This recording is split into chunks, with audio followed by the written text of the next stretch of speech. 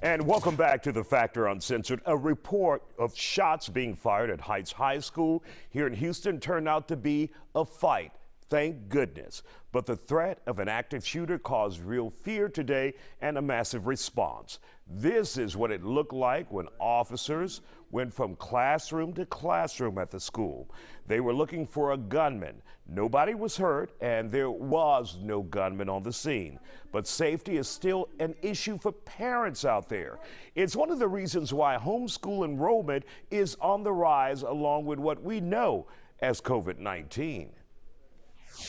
And joining us here on The Factor Uncensored tonight is Jeremy Newman, and he's a parent, and also he's with the Texas Homeschool Coalition. Glad to have you here on The Factor Uncensored. Some interesting numbers from the Texas Education Agency that indicates that you guys are seeing a spike again for enrollment for homeschool. Yes, yeah, absolutely. So, everyone wondered in 2020 during the pandemic if the homeschool high was going to be temporary.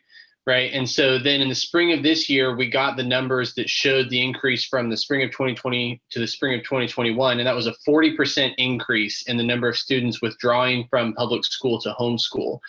And so now we're kind of collecting more anecdotal data for the school year starting right now.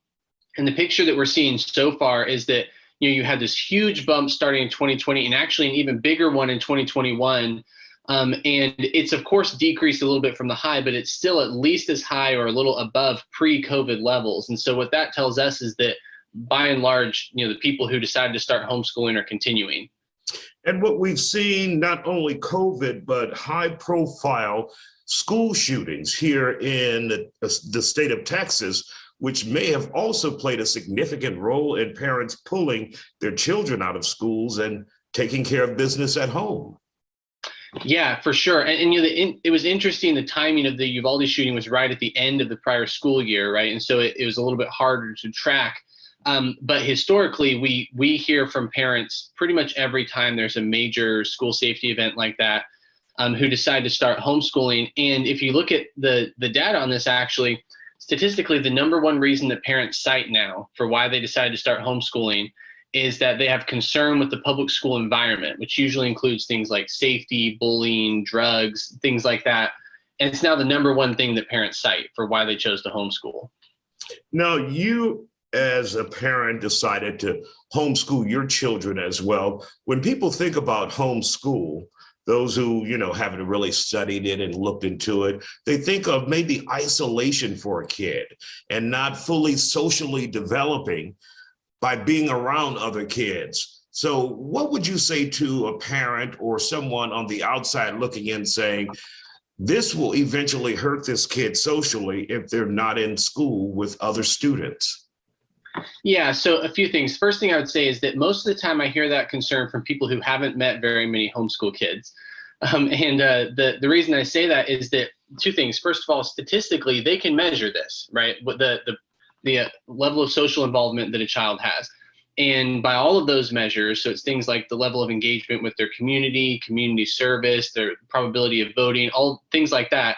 On all of those measures, homeschoolers actually score higher. They're more likely to be engaged in their community socially. And the reason for that is that, first of all, there is a lot of community element to the homeschool community. So you get plenty of exposure to other families, but also it's different than in public school, where basically what the child is trained to do is to socialize only with people their own age. That's the only thing that they're taught how to do, socially speaking. In homeschooling, it's not like that at all. It's very integrated, that the child has to be able to communicate with people of a lot of different age levels, with different parents. And so it reflects a lot more what normal life is going to be like than the type of socialization you get in the public school.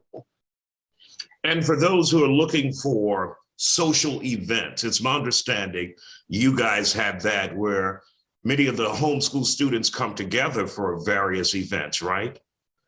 Correct. So yeah, there are all sorts of opportunities for that, where there are homeschool co-ops, there are extracurricular programs, a lot of local support groups where families will get together for different activities. Our organization hosts 2 large conventions every year, one in DFW, one in the Woodlands. And so there's not really a loss of opportunity for the average homeschooler to be able to find different places that they can socialize their kids. And Jeremy, for parents who are considering homeschool, are there any websites that they can visit to get them started, to tell them the basics that they will need in order to launch a homeschool program?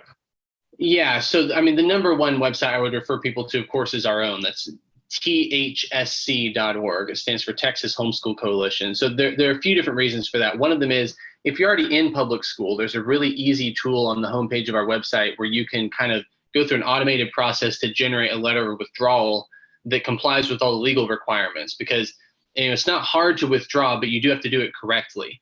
And so people can use that process to do it the right way.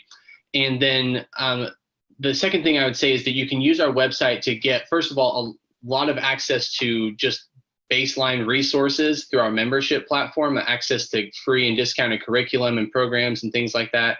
And then we have tools on our website too, where people can find and connect with local homeschool groups in their area. So those are all kind of the first things that a family is going to need, and they can find all of that on our website.